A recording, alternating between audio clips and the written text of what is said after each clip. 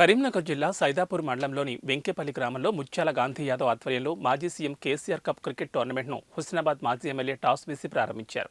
ఈ సందర్భంగా ఆయన మాట్లాడుతూ శక్తి సామర్థ్యాలను వెలికితీసేందుకు క్రీడలు దోహదపడతాయని, ఉమ్మడి కరీంనగర్ జిల్లా వ్యాప్తంగా క్రికెట్ టోర్నమెంట్ను సద్వినియోగం చేసుకోవాలని ఆయన పిలుపునిచ్చారు. ఇందులో గెలుపొందిన వారికి ప్రథమ బహుమతిగా 50,000 రూపాయలు, ద్వితీయ బహుమతి 25,000గా ప్రకటించారు.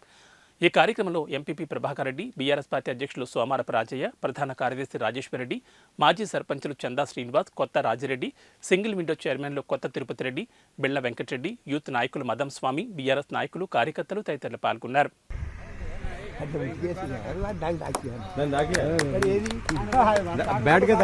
గ్రీన్ కలర్, ఈవెన్ గ్రౌండ్ కూడా గ్రీన్ కలర్ కనబడుతున్నది, చాలా బాగున్నది. కాబట్టి పార్టిసిపేట్స్ అందరు కూడా మంచిగా వచ్చి ఇక్కడ క్రికెట్ ఆడి మరి కప్పు గెలుచుకోవాలని చెప్పి కోరుతున్నాను.